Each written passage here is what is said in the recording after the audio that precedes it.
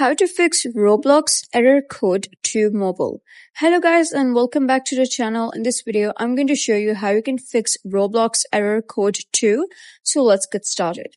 First of all, you're going to head over to settings and then scroll down, click on apps, and then you can simply search for Roblox over here and see if there's any option that need to be fixed. If everything seems correct, what you're going to do is simply go back to general. So simply go back, click on general over here, click on iPhone storage, and over here you're going to search for Roblox. Simply search for Roblox and then you're going to click on offload app. So this will free up storage used by the app but keep its documents and data. Reinstalling the app will reinstate your data if the app is still available for download. Simply click on offload app and click on offload again.